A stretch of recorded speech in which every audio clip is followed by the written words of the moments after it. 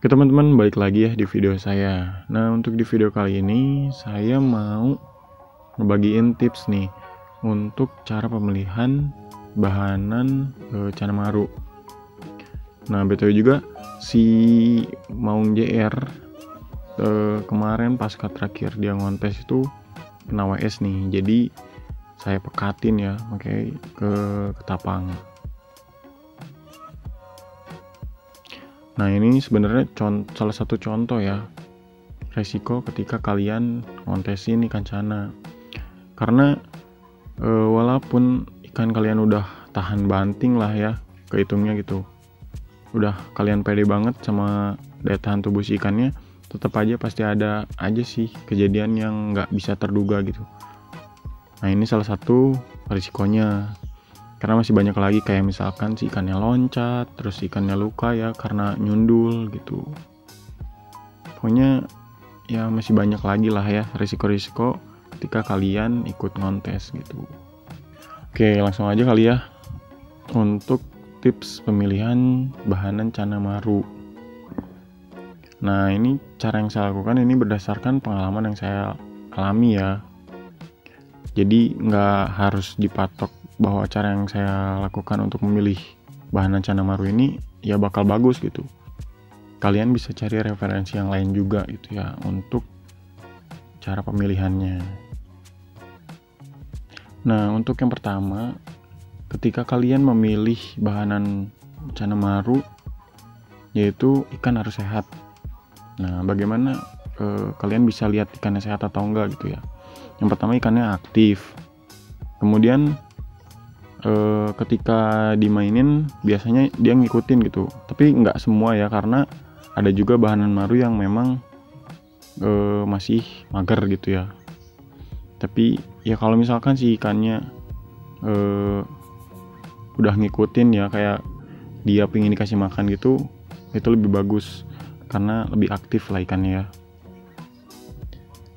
Nah, kalau kalian udah dapet ikan yang sehat nih, baru kalian lihat ikannya anatominya mulus atau enggak. Nah, kalian bisa cari yang anatominya mulus, kayak bisa dilihat dari dayungnya, terus dari siripnya, terus dari ekornya, pokoknya semua sirip, terus semua badan kalian lihat ada cacat atau enggak, ada kutil atau enggak gitu. Tapi kalau misalkan di siripnya cuman sobek-sobek, sekedar sobek, ya nggak apa-apa lah ya. Tapi kalau alangkah lebih bagusnya kalian carinya yang mulus gitu. Nah, kalau udah dapet ikan yang sehat terus mulus, baru kalian milih ke bagian bakat si ikannya. Nah, untuk yang pertama biasanya kan kalau misalkan di ukuran masih 9-10 cm itu masih belum kelihatan ya cabungnya, tapi ya pasti ada aja sih yang bagus gitu bakatnya dan cabungnya udah mulai kelihatan. Nah, biasanya kalau saya untuk milih dari ukuran 8-10 cm itu saya milih barnya dulu. Nah, karena sekarang memang lagi musimnya ngontes kan ya, jadi saya rekomendasinya itu kalian carinya yang simet. Kenapa? Karena yaitu untuk jadi nilai tambah nanti pas di kontes gitu. Nggak simet pun sebenarnya nggak apa-apa, tapi alangkah lebih bagusnya kalian milihnya itu yang simet. Nah, kalau kalian udah dapet ikan yang simet, kalian bisa pilih barnya juga yang tebal gitu, karena potensi untuk dia pas gedenya itu bakal lebih besar lah ya. Ketika dia besar, barnya juga bakal tebal juga. Memang walaupun kalian memilih barnya yang tipis, tapi tetap bisa diprogres kan. Tapi alangkah lebih bagusnya kalian memilih bakat yang barnya juga tebal gitu. Dari kecil udah kelihatan tebal banget lah. Nah, udah dapet yang simet terus tebel. Nah, ini dicabung. Kalau misalkan dicabung oke-okean lah ya. Ada juga yang 10 cm sebenarnya dia udah kelihatan bakatnya, tapi biasanya jarang sih ya. Biasanya dia kelihatan bakat cabungnya itu di ukuran 12-13 cm kalau yang saya alami. Nah, jadi mungkin kalian di ukuran 8-10 cm itu cukup cari yang barnya simet dan tebel gitu. Nah, nanti kalian pelihara. Nah, di sini biasanya kalau cara yang saya lakukan itu belinya itu lebih dari 5 ekor. Kenapa? Biar enak aja gitu nanti nyortirnya. Ya untung-untung kalian dari semua ikan yang kalian beli itu udah simet, terus bahannya tebel dan cabungnya bagus, jadi semua gitu ya. Tapi biasanya nih saya beli 10 ekor, yang bagusnya itu 5-6 lah. Nah sisanya ada 4 ekor nih yang kurang bagus, kalian bisa jual lagi untuk nutupin biaya pakan gitu. Pokoknya itu pinter-pinter kalian aja sih sebenarnya ngatur-ngaturnya. Cuman untuk pemilihan bahan ya itu yang tadi, kalian bisa pilih dulu yang sehat, terus yang mulus, terus yang barasimet, karena kan ramenya juga lagi untuk kontes. Ya makanya harus simet. Nah udah simet dapat yang tebel gitu. Nah, apalagi kalau untung-untung kalau kalian dapat yang cabungnya udah keluar gitu ya.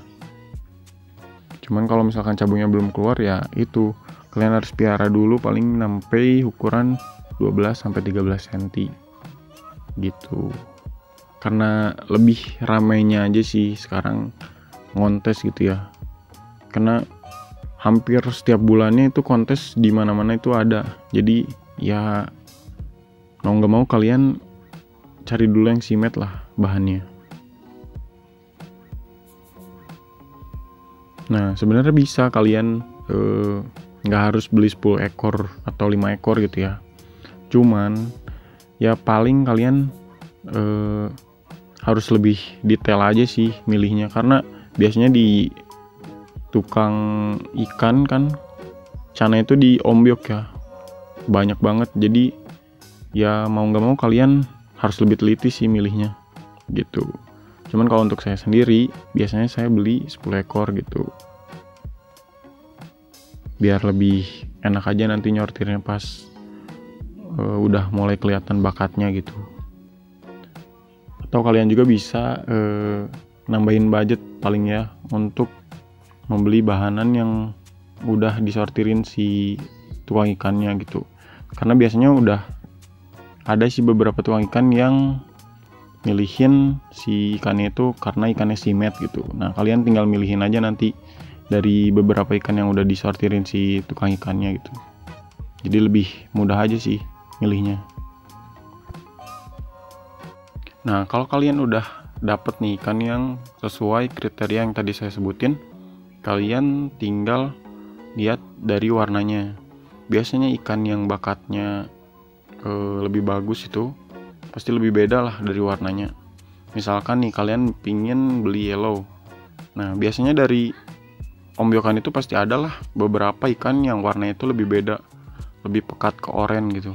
Nah itu biasanya kalau gedenya itu lebih berpotensi lah si ikan itu lebih cerah atau lebih oranye lah warnanya, jadi nggak kuning gitu. Nah tapi tetap ya, walaupun kalian udah dapat bahanan yang bagus dari yang tadi saya sebutin, tapi tetap dari cara pemeliharaan pun sebenarnya ngaruh itu, cocok-cocokan lah. Misalkan nih kalian udah dapat bahanan ikan yang bagus, terus cara yang kalian lakukan untuk memeliharaannya pun udah bagus, tapi kalau misalkan caranya emang nggak cocok sama si ikannya, ya tetap aja nggak akan maksimal sih si ikannya bagusnya gitu. Jadi tetap cara pemeliharaannya pun berpengaruh untuk si ikan gitu. Nah mungkin segitu aja sih sebenarnya untuk kriteria ikan yang saya pilih ketika saya nyortir ikan cana maru.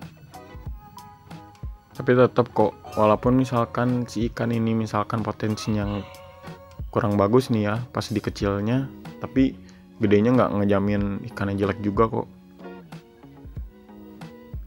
Cuman memang ketika kalian memilih bahanan maru itu untuk memperkecil kemungkinan si ikan itu jelek gitu ya. Kalau kalian udah milih dari bahan yang bagus, ya pasti kemungkinan besarnya pasti lebih bagus lah ya dibanding ikan yang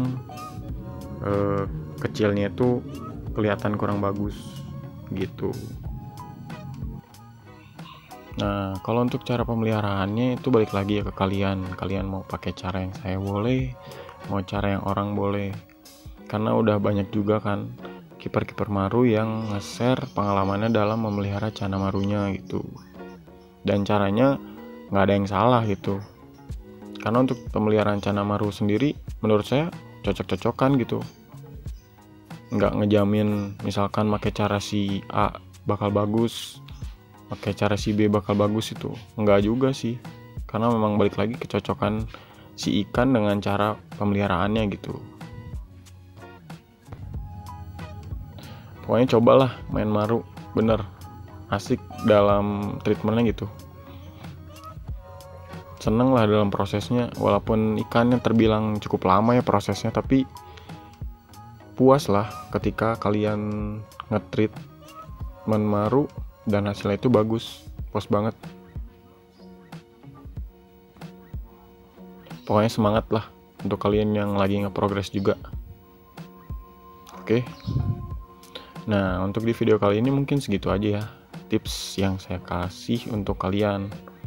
Mungkin kalau misalkan dari kalian yang ada yang berpendapat lain bisa kalian tambahin di kolom komentar, atau dari kalian ada yang mau nanya bisa di DM aja ya ke Instagram. Terima kasih.